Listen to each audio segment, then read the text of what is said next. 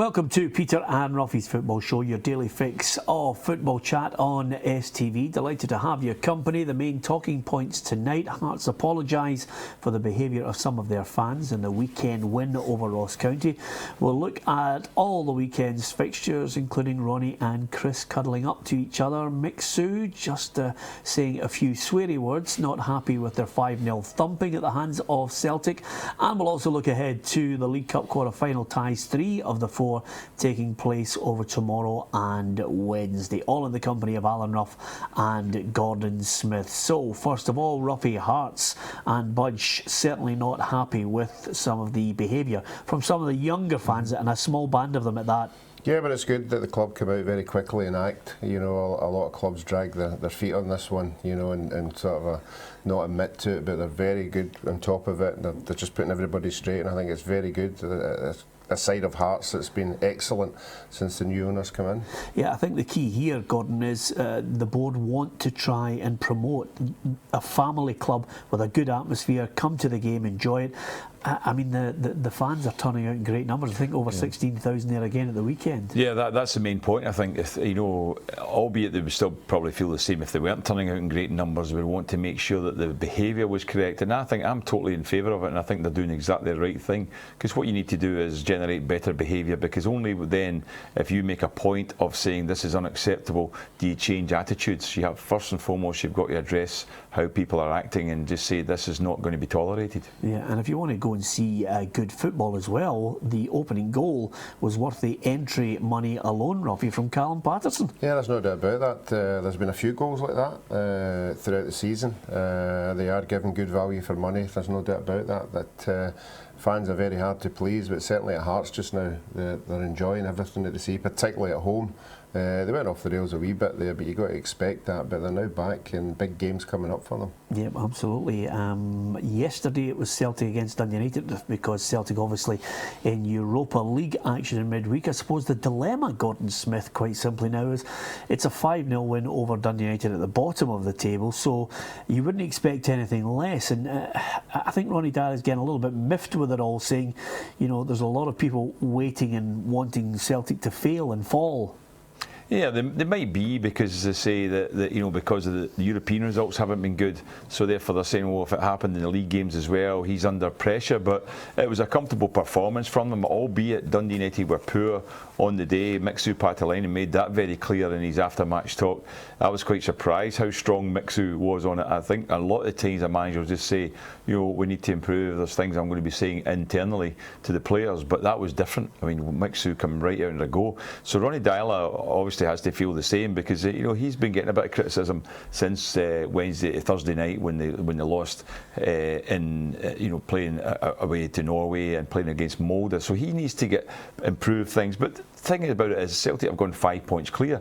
Now, if Aberdeen had kept their run going, and they could have gone 10 points clear of Celtic before yesterday's game, and Celtic would have had to have won the game to pull back. But that's not been the case. So Ronnie Deila is more or less going to tie up the league first, and then look at what's happening in Europe. And they're not out of Europe yet, no matter what MD says. I made the point the other night, there's still 3 games to go. It's halfway through, and they're only 2 points off second spot, which is a qualifying place. So there's still a lot to play for. Yeah, the cuddle from Ronnie and Chris. It's amazing what 2 or 3 days can do in a relationship, Ruffy. Yeah, I wasn't particularly happy with the cuddle. I don't think it was 100%. It was a sort of it was one of these ones, there's an auntie comes to visit you that you don't particularly like. You have to cuddle her. Yeah, kind of a half cuddle. Half cuddle, yeah. It was a sort of one of these, but you know, it's, I think they'll be glad when they get it out of the way. There's no doubt about that, and it's raised up hundreds of questions for people about the dressing room and the players' attitude towards the manager and the assistant manager. So the sooner they get that out of the way and concentrate on the football, the better. But I think it was the right thing, Peter, to play Commons yesterday. Chris Commons, you know, the fallout, he apologised afterwards. I thought, you know, you're going to get a motivated player as well, because he wanted to show to the fans that the reason they were cheering him on Thursday night was because he is the top player at the club, and he tried to do that yesterday. And Ronnie Deila was very complimentary of him, and he scored a great goal, and he got the penalty obviously, but his other goal was a tremendous strike. So I think it was the right decision. They're going to try and put that behind them now and get on with things. Do you anticipate, Ruffy, a different game this time around, albeit at Tynecastle, which has got a great atmosphere for this League Cup quarter-final tie on Wednesday? Yeah, I think it will be. I think it'll be a great advert for football. It'll be a great atmosphere in the stadium. Hearts are back again, with confidence, and Celtic will go there knowing that it's a big games coming up. Hearts, Aberdeen, the European game. That's the 3 games that Ronnie Deila will be judged on. Not yesterday against Dundee United, and he'll have to come through these 3 games with some positive results. Yeah, and talking of positivity, if Dundee United didn't get it, Motherwell certainly got it up at Pittodrie. Yeah, they did, and they fought hard for it. I mean, it was obviously going to be a hard one for them, but Matt McGee's just his first job up there. I mean, they lost narrowly to Celtic in their first game. Two difficult games to start with when you think about just taking over. But I suppose maybe the pressure off a little bit because most people would be expecting them to lose maybe those 2 games. But you have to say they put in a very strong fighting performance in Aberdeen, and he'll be delighted with that, and that gets things going. And he'll be looking now to take Motherwell forward and begin to pick up points because they're in a position there. Well, Dundee United, if they can keep a run going, Dundee United could find themselves stranded at the bottom. They've got some hard games coming up, Dundee United, and if Motherwell can pick up the points just now, it's going to be hard for Dundee United to pull them back. Yeah, and no surprise, it's the perfect time. There's a couple of things I wanted to get your thoughts on here, Ruffy. There was a great tale coming out in the last 24 hours about Chris Commons wanting to talk about the extension to his contract, and I thought, what? Is that what happens when you fall out? And then, Connor Ripley, I think, is in a slightly stronger position because he produced a great save in the game against Aberdeen. He said he wants to extend the loan period at Motherwell if Mark McGee is willing until the summer. Yeah, well, I think Mark will be pleased with Ripley. I think he's done particularly well coming in, and I'm sure if they had the budget to put him on an extension, there wouldn't be a problem with that. I think the Chris Common one's a difficult one. He struggled to get the one he got. They were offering him a sort of a pay as you play the last time, or some kind of limited, in his contract, whatever he done, So I think going back again, we are saying that, no doubt about me, he has been the player that's made them tick. Yeah. So it depends who's going to ask to get this new contract offer. Well, to be perfectly honest with you, Gordon, there are some stories, and I'm sure we can all accept it in the industry, there are some stories that are planted that don't have a modicum of truth in them, and that one for me, I looked at it and I laughed heartily and I thought, even if that's an agent, he is stretching it. Yeah, I think a little bit. But it was quite funny that even Ronnie Deila mentioned a year and a half, didn't he, when he spoke about him after the game. He threw it in right away. He's got a year and a half to go here, and let's hope he keeps it going for that. So he's not saying a year and a half, maybe plus another year or 2 as well on top of that. I think it probably will be a year and a half. I don't see him getting any extension. So you're right, it's probably a made-up story. Yeah, absolutely. Not that we don't like made-up stories. We like a few, but that one just, I thought, stretched it, especially after a week of fighting and then the big make-up as well. There are a couple of quarter-final ties. Inverness against Ross County, for me, is the cracker for tomorrow, lads. I mean, Inverness, if you're going to lose a goal, the last time you want to lose it is right at the death penalty kick. Liam Craig gets all 3 points. Now they have to pick themselves up. Both sides have to. Yeah, they do, and it's quite strange because at Inverness, since the whole, the story was over, John Hughes could be the candidate for Dundee United. That's them lost their 2 games since then, and Ross County were the form team till Saturday when Hearts beat them, and that's not good. So it's 2 teams going into this game, after a defeat, and I think it'll be a very, very tight game. I think it just depends who plays well in the night, who does the business, because both sides are capable of winning. Ross County probably slightly better form this season than Inverness have, but I still think it's going to be, because it's a derby, it's very hard to predict. Yeah, and Morton St Johnstone is the other tie. I'm sure Ross Forbes is high as a kite. He scored a cracker at the weekend, Ruffy, in the 1-0 win for Jim Duffy's team. Yep, St Johnstone have had a tremendous season, but if you were looking for a banana skin, this could be it. Oh.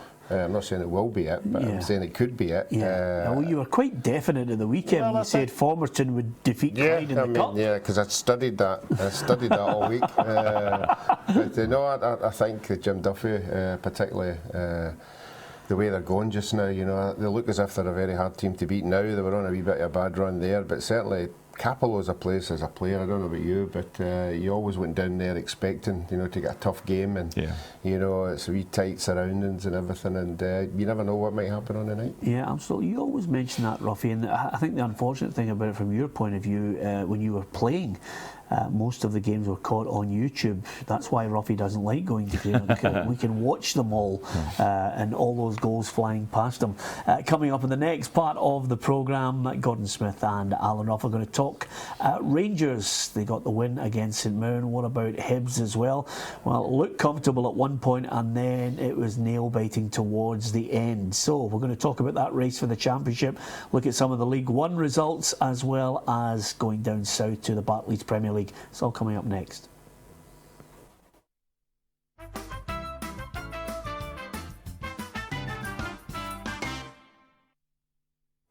Hi, I'm Chris Sutton. To win this beautiful signed shirt from me, which club did Celtic sign me from? Hi, I'm Craig Turnbull, and don't forget you can watch the PLZ Soccer news headlines Monday to Friday by clicking on the link below.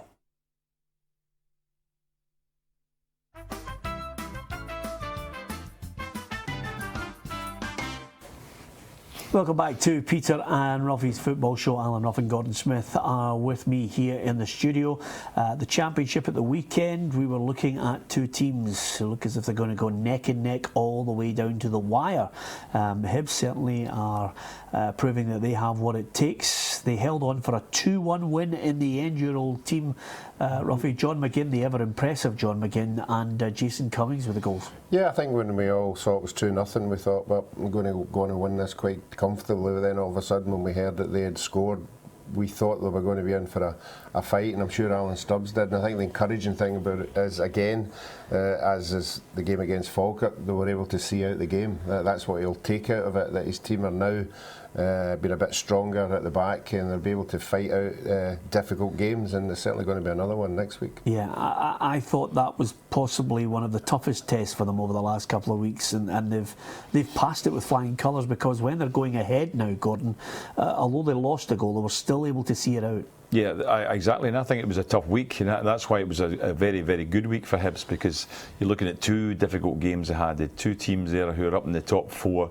with them. I mean, the 3 games in a row, quite interestingly enough, they've got in the Championship are the 3 other top teams that are the top 4. So, I mean, having picked up the points against Falkirk, albeit there was a lot of controversy over that win, but that was a good win, because Raith were also unbeaten at home, and Raith been in form. So to pick up the 6 points prior to going into the Rangers game is a big, big boost for Hibs, and they're definitely, according to people here talking, that they've got more competition for places, and they're definitely playing much better now, more consistently. Yeah, now, I mean, I just can't pick it, because Rangers, 11th straight win in the league. Mark Warburton singing the praises of Wes Foderingham as well, potentially for an England cap. I think he's maybe over boosting, or just trying to boost the young man's confidence. Yeah. Who knows what's down the line for him? England, I think, have got a lot of good goalkeepers well ahead of him, but on the positive side, they managed to ground out. They ground out a 1-0 goal from Jason Holt. Yeah, I mean, it was one of those games. I watched it, and I thought that at times that St Mirren were good in the game, actually, and you can't say they've been in great form. So Rangers weren't at their best, but you're right, the grinding out results, and that's a sign of a team that's going for a championship, because I've been there myself. You don't always play convincingly, but the main thing that separates good sides from bad sides are ones that can win when they're playing badly. That's why teams, I always think it's relegation form when you're playing well and losing.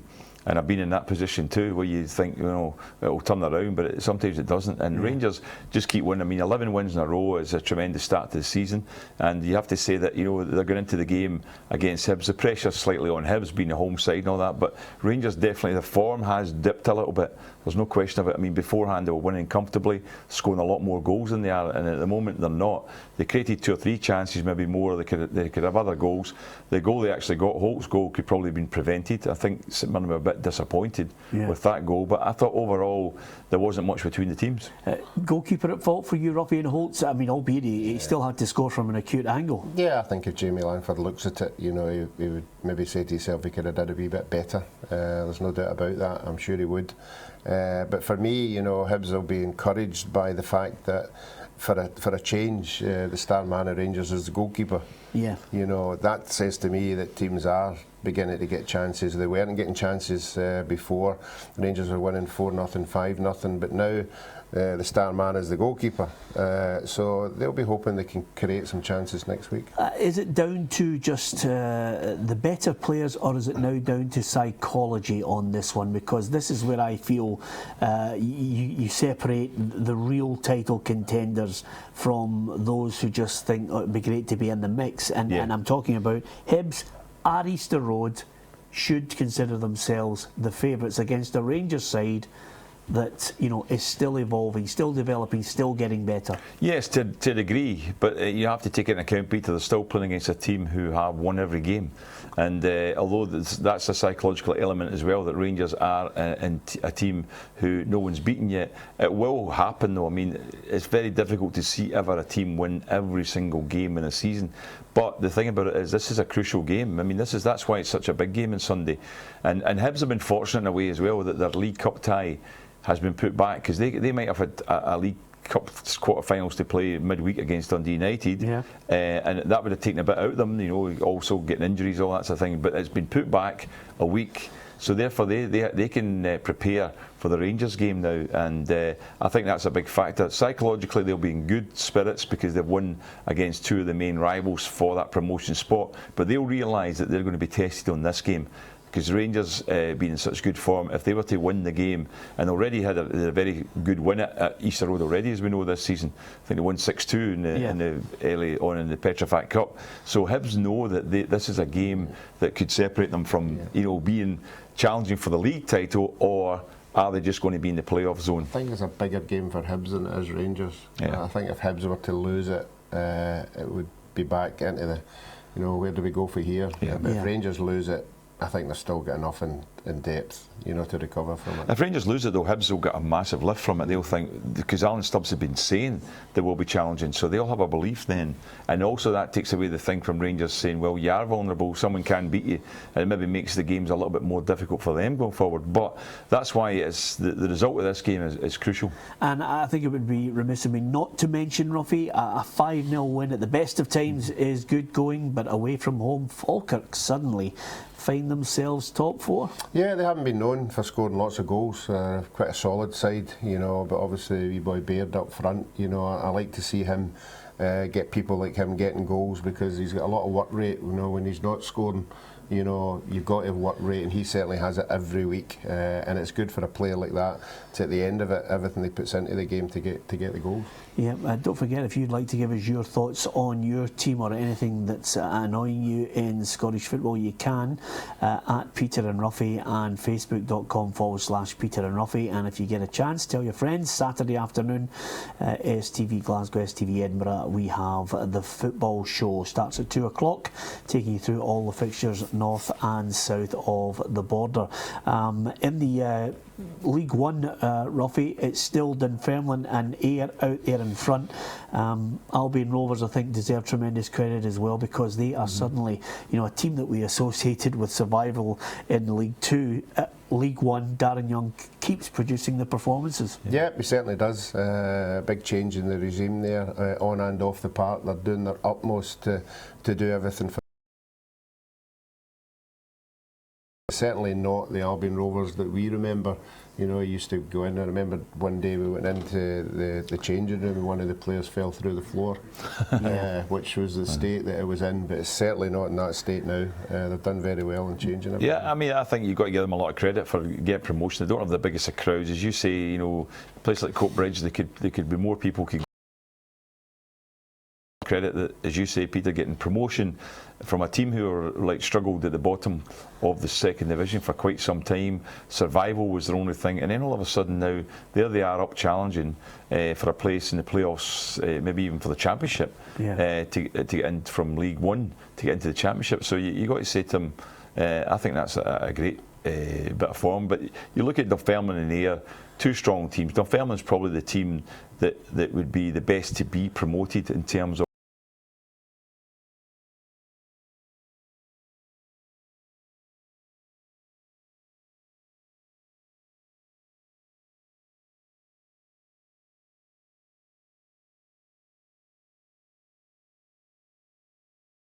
that you drag him out. Other than that, he was fine. Okay, because I just sensed that people would want to know if he was okay, or indeed if he's still down there. The last point I'm going to talk about, lads, did mention to you that if he lost at the weekend, I think the word down south was he was going to get bulleted, and sadly for Tim Sherwood, that's the way it panned out. Now there's a whole plethora of names for the Aston Villa job. Yeah, there are a few names. I mean, it was I wasn't so much hearing it down south. I think you were the one, Peter, that told me that he's probably thought he'd be out the job if he lost the game. And we were talking about it, and they were 1-0 up. And then we said, oh, he's maybe going to be safe today, home game against Swansea, and all of a sudden, bang, out. Yeah, well, I think they're quoting Remy Gard as one of the favourites for it. David Moyes' name never goes away. Is that the type of job he wants to come back into, Ruffy? He's got a good pedigree. If he could get Real Sociedad up that table, I'm sure there'll be bigger clubs in the Premiership after him. But what we all get told, Aston Villa's a wonderful club to be at, and if you were on a successful run, you could get the crowds back in there, and you never know.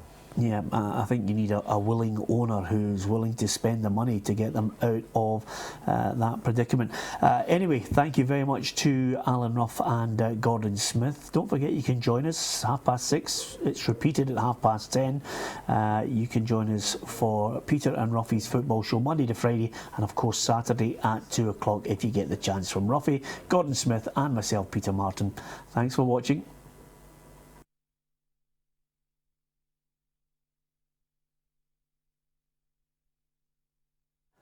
Thanks for watching Peter and Ruffy's football show. If you enjoyed the show and you'd like to see more, then why not go on to plzsoccer.com. All our guests from the full series are there, and you can interact with various little competitions that we've got and see some of the other fantastic features in the boot room and dream team as well. So click on there, plzsoccer.com, and of course, not only Monday to Friday, Ruffy, we've got much more. Yes, we certainly have. We've live football right through all the divisions, Scotland and England, 2 to 6. 2 o'clock till 6 on a Saturday. If you want the goals as they hit the back of the net, then click on plzsoccer.com. Thanks for watching.